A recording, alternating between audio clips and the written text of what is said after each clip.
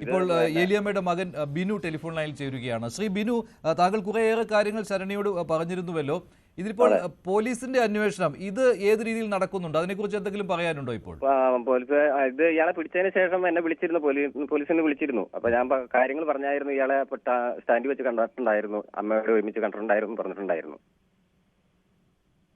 നേരത്തെ ഈ ജൈനമ്മ കൊലക്കേസിലാണല്ലോ ഇയാളെ പിടിച്ചത് പോലീസ്.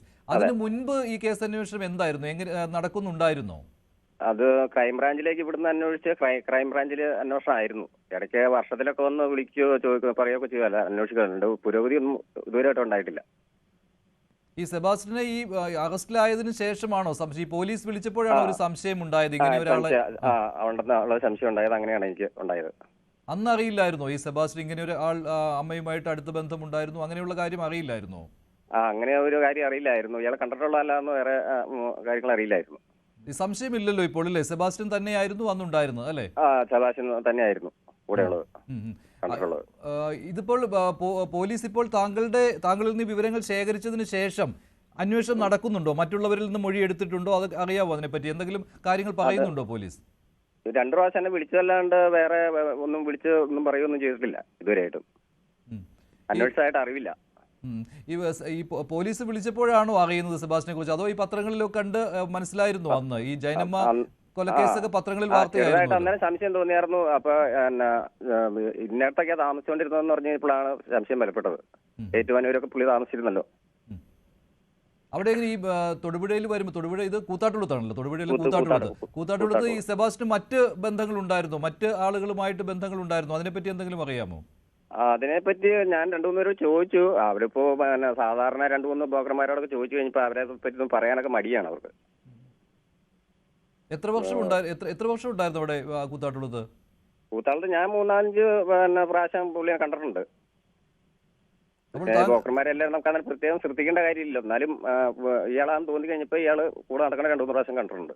സെബാസ്റ്റ്യൻ ആണ് ഇതിന് പിന്നിൽ, ഇപ്പോൾ അമ്മയെ കാണാതായതിന് പിന്നിൽ 5-6 മാസക്കാലം ഉണ്ടായിരുന്നു എന്ന് എനിക്ക് തോന്നുന്നു. അമ്മയെ കാണാതായതിന് പിന്നിൽ സെബാസ്റ്റ്യൻ ആണ് എന്ന് സംശയിക്കുന്നുണ്ട് താങ്കൾ പൂർണ്ണമായിട്ടും, അല്ലേ? പരിപൂർണമായിട്ട് സംശയിക്കുന്നുണ്ട്. വേറെ ആരെങ്കിലും ഉണ്ടായിരുന്നോ സെബാസ്റ്റ്യന്റെ കൂട്ടുകാരായിട്ടോ? അങ്ങനെ സംശയമുണ്ടോ ആരെങ്കിലും? അങ്ങനെയില്ല. അമ്മയുടെ കൂടെ 2-3 പ്രാവശ്യം കേൾക്കുന്നുണ്ട്. ബ്രോക്കർമാരാണല്ലോ, അപ്പൊ അങ്ങനെയൊക്കെ കണ്ടിട്ടുള്ളതല്ലാണ്ട് വേറെ അറിയില്ല. ശരി. ഏലിയമ്മയുടെ മകൻ ബിനു ആണ് സംസാരിച്ചത്. ബിനു പോലീസിന് മൊഴിയും കൊടുത്തിട്ടുണ്ട്. സെബാസ്റ്റ്യനെ തിരിച്ചറിഞ്ഞിട്ടുണ്ട്, ഫോട്ടോ കണ്ട് തിരിച്ചറിഞ്ഞിട്ടുണ്ട്. അമ്മയോടൊപ്പം അന്നുണ്ടായിരുന്നയാളാണ്. 2018 ജൂലൈയിലാണ് ഏലിയമ്മയെ കാണാതാകുന്നത്. ശരണ്യ സ്നേഹജൻ ചേരുന്നുണ്ട് വിവരങ്ങളുമായി. ശരണ്യ, കൃത്യമായിട്ടും വെളിപ്പെടുത്തലുകളെല്ലാം കൃത്യമാണ്, എല്ലാം പരസ്പരം യോജിക്കുന്നുമുണ്ട് മൊഴികൾ. പക്ഷേ പോലീസിന് മുന്നിൽ ഇപ്പോഴും കടമ്പകൾ ഏറെയാണല്ലോ. കാരണം ഈ ഏലിയമ്മ എവിടെ എന്നുള്ള കാര്യത്തിൽ ഇപ്പോഴും ഒരു സ്ഥിരീകരണത്തിലേക്ക് എത്താൻ പറ്റിയിട്ടില്ല. അതാണല്ലോ ഏറ്റവും വലിയ തടസ്സം.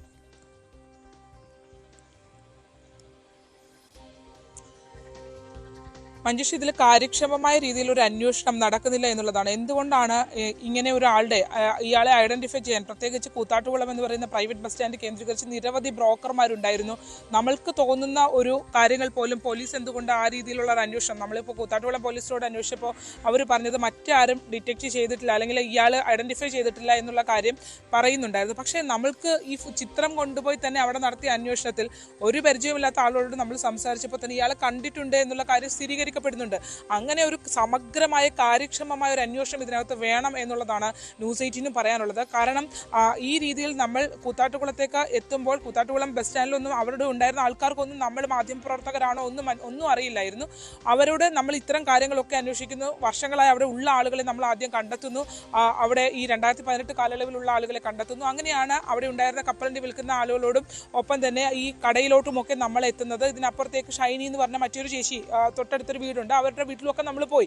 അപ്പോൾ അവിടെയൊക്കെ ഈ പറഞ്ഞ സാഹചര്യത്തിൽ ഈ ആളുകൾ, അതായത് മേരി എന്ന് പറയുന്ന സ്ത്രീ പറയുന്നത് കാണാതാകുന്ന അന്നത്തെ ദിവസവും അവിടെ ആ കടയിൽ ഇവരെത്തിയിരുന്നു, ഏലിയാമ്മ എത്തിയിരുന്നു, മുറുക്കാൻ വാങ്ങി പോയതാണ്.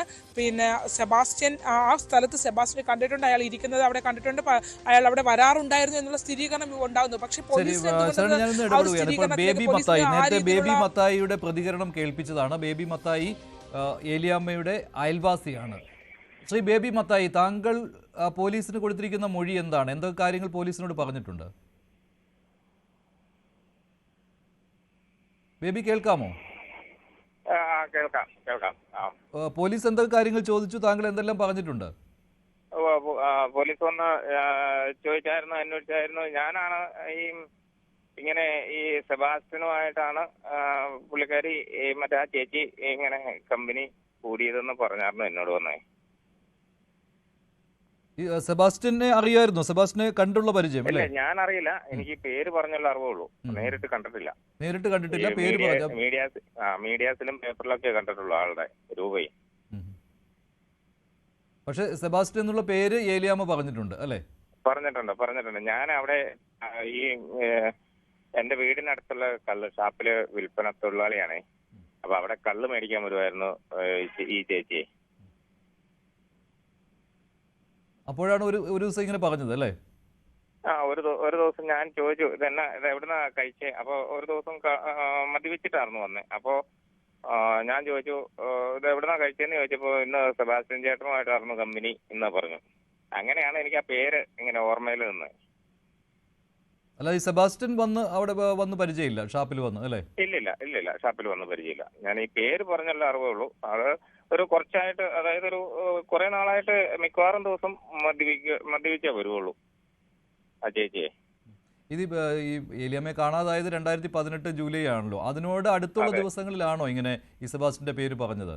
ഒരു 3 മാസം മുന്നേ എങ്ങാണ്ടാണ് എന്റെ ഓർമ്മ. എന്താണെന്ന് വെച്ചാല് അന്നൊന്നും നമുക്ക് ഈ പേരിനോട് അങ്ങനെയുള്ള ഒരു ഇതില്ലല്ലോ. ഇപ്പൊ ഈ ഒത്തിരി സ്ത്രീകളെ ഇങ്ങനെ കാണാണ്ട് പോയി എന്ന് വന്നപ്പോഴാണ് നമ്മൾ ഈ പേരിന്റെ ഒരു ഇത് ആലോചിച്ചത്. അങ്ങനെയാണ് സ്റ്റേഷനിലൊരു അറിയിപ്പ് കൊടുത്തത്. സെബാസ്റ്റ്യനെ പറ്റി മറ്റു കാര്യങ്ങളൊന്നും പറഞ്ഞിട്ടില്ല അല്ലേ? ഇല്ല. ഈ പേര് മാത്രം ഇന്ന ആളുമായിട്ടായിരുന്നു ഇന്ന് ഇത് മദ്യം കഴിച്ചേ ഇടയ്ക്ക് പറയും. എന്നാ വെച്ചാല് ഈ മദ്യപിച്ചിട്ട് വന്നാൽ മാത്രമേ പറയുള്ളൂ, അല്ലെങ്കിൽ പറയില്ല. അപ്പൊ ഞങ്ങള് ചോദിക്കാതെ ഈ ഇന്ന് എവിടുന്ന കഴിച്ചെന്നൊക്കെ ഞാൻ ചിലപ്പോ ചോദിക്കേ. എന്റെ വീടിന്റെ മുമ്പിൽ കൂടെയാണ് ഈ ചേച്ചി അവരുടെ വീട്ടിലോട്ട് പോകണത്. എന്റെ വീട് കഴിഞ്ഞാൽ ഒരു 3/4 കിലോമീറ്റർ അകലത്തിലാണ് ആ ചേച്ചിയുടെ വീട്. പോലീസ് ഇത് മാത്രമേ ചോദിച്ചുള്ളൂ? പിന്നീട് പോലീസുകാർ പിന്നെ വന്നോ? അത് ഒരു തവണ മൊഴി എടുത്തുള്ളൂ അല്ലേ? അതല്ല, ഇവിടെ വന്ന ഞാനിത് ഈ പരാതിയായിട്ട് ഇങ്ങനെ പറഞ്ഞു കഴിഞ്ഞപ്പോ അവിടുത്തെ കൂത്താട്ടുള്ള സ്റ്റേഷനിൽ നിന്ന് വന്ന് SI സാറും പോലീസുകാരും കൂടെ വന്നിട്ട് എന്റെ മൊഴി എടുത്തുകൊണ്ടൊക്കെ പോയി. താങ്കൾ പരാതിയായിട്ട് കൊടുത്തതാണോ? ഇങ്ങനെ അറിയാമെന്ന് അങ്ങനെയാണോ? ഞാനിങ്ങനെ ഈ പേര് ഇങ്ങനെ പറഞ്ഞ കാരണം കൊണ്ട് ഞാൻ സ്റ്റേഷനിൽ അറിയിപ്പ് കൊടുത്തതാണ്. ഞാൻ തന്നെയാണ് കൊടുത്തത്. ഇങ്ങനെ ചേച്ചി ഇങ്ങനെ പേര് പറഞ്ഞായിരുന്നെന്നും പറഞ്ഞു. അപ്പോൾ താങ്കൾക്ക് സംശയമുണ്ടല്ലേ? സെബാസ്റ്റ്യനെ തന്നെയാണ് സംശയം അല്ലേ? സംശയമുണ്ട്. എന്നാന്ന് വെച്ചാൽ ഈ പേര് പറഞ്ഞതിന്റെ വെളിച്ചത്തിലുള്ള ഒരു സംശയമുള്ളൂ. ഞാൻ ആളെ കണ്ടിട്ടില്ല. അങ്ങനെയുള്ള ശരി. ബേബി മത്തായി ഏലിയാമ്മയുടെ അയൽവാസിയാണ്. ബേബി മത്തായി പോലീസിനോട് ഇക്കാര്യം പറഞ്ഞിട്ടുമുണ്ട്. സെബാസ്റ്റ്യൻ എന്നുള്ള പേര് സെബാസ്റ്റ്യനുമൊത്ത് മദ്യപിച്ചിരുന്നു എന്നുള്ള കാര്യം കാണാതായ ഏലിയാമ്മ പറഞ്ഞിട്ടുണ്ട് എന്ന മൊഴിയാണ് ബേബി മത്തായി കൊടുത്തിരിക്കുന്നത്. ശരണ്യ തുടരുന്നു. ശരണ്യ, ഇപ്പോൾ ഈ ബിന്ദു പത്മനാഭൻ കേസിൽ അടിയന്തരമായിട്ട് ഇയാളെ കസ്റ്റഡിയിൽ വേണം എന്നുള്ള ആവശ്യം അന്വേഷണ സംഘം ഉന്നയിച്ചിട്ടുണ്ടല്ലോ. ഏലിയാമ്മ കേസിൽ എന്തെങ്കിലും